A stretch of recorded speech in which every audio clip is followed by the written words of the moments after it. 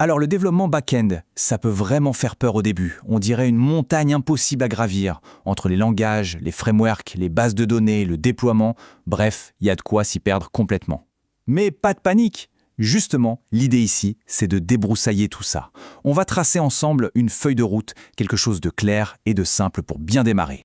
Et cette question, postée sur Reddit, elle est parfaite. Elle résume exactement le sentiment de beaucoup de monde qui veut se lancer. C'est direct, ça va droit au but. Et c'est précisément à ça qu'on va répondre. On va prendre cette demande et la transformer en un vrai parcours, étape par étape. Et le point de départ, c'est simple. Il faut déjà comprendre de quoi on parle. Avant de commencer à construire quoi que ce soit, il faut bien comprendre le terrain de jeu. Donc la toute première étape, c'est de saisir ce qu'est vraiment le back-end.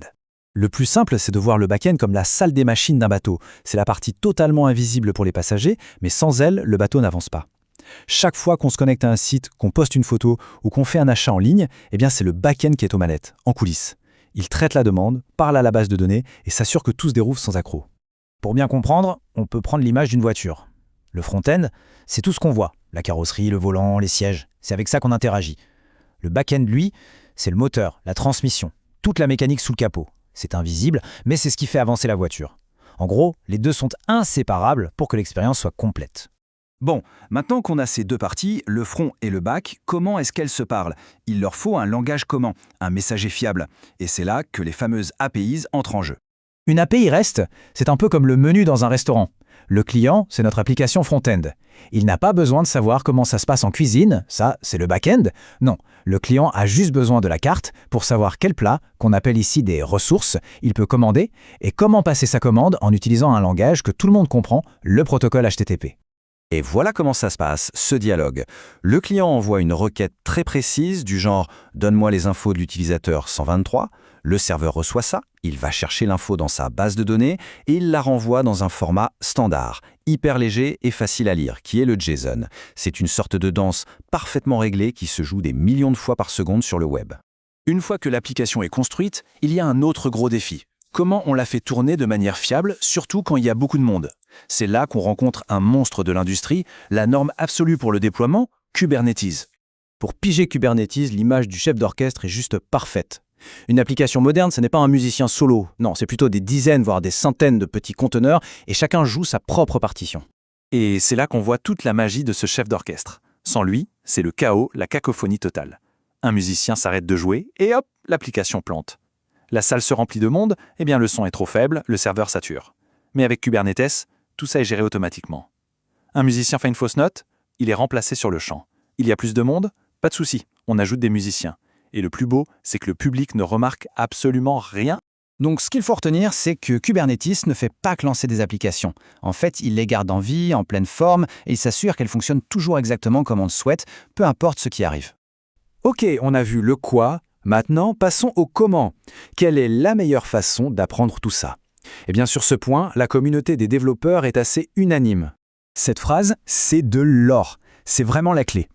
Apprendre en gardant passivement des tutos, ça a ses limites. Le vrai déclic, l'apprentissage profond, il se passe quand on met les mains dans le cambouis, quand on se heurte à des erreurs et surtout quand on apprend à les résoudre soi-même. C'est en forgeant qu'on devient forgeron, il n'y a pas de secret. Et pour bien avancer, il faut absolument éviter quelques pièges classiques. Le premier, c'est de devenir un consommateur de tutos sans jamais écrire une ligne de code. Le deuxième, c'est de se perdre à chercher l'outil parfait au lieu de juste maîtriser les bases. Le troisième, le fameux copier-coller sans rien comprendre à ce qu'on fait. Et enfin, le pire de tous, ignorer les messages d'erreur. Ces messages, ce sont vos meilleurs profs. Alors, concrètement, par où on commence? Ce parcours, c'est un super point de départ. On se concentre sur les fondamentaux. D'abord, bien maîtriser l'asynchrone en JavaScript, c'est la capacité du code à faire plusieurs choses en même temps, un concept clé. Ensuite, on construit là-dessus, étape par étape, jusqu'à être capable de créer un petit projet de A à Z. C'est comme ça qu'on bâtit une base de compétences vraiment solide. Apprendre tout ça, ce n'est pas juste pour le plaisir. Ça ouvre des portes. Et surtout, ça mène à un marché du travail qui est super dynamique et qui évolue sans cesse. Si on se projette un peu, voilà où se situe la demande. Python, c'est le roi, tiré par l'intelligence artificielle et la data science. JavaScript, c'est son grand frère, TypeScript, sont juste incontournables pour tout ce qui est web. Et puis à Go, qui est en train de s'imposer comme le langage de choix pour l'infrastructure cloud, le squelette de l'Internet moderne.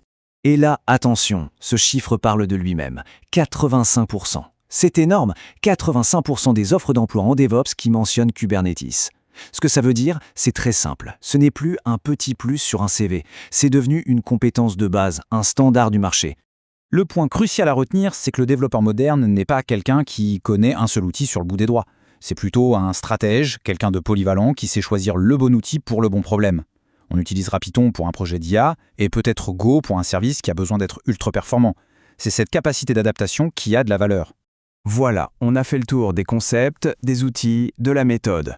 La théorie, c'est fini. Maintenant, place à la pratique. La seule question qui compte vraiment, c'est celle-ci. Ce n'est pas quel est le meilleur langage ou quel tuto regarder. Non, c'est simplement par quoi je commence à construire.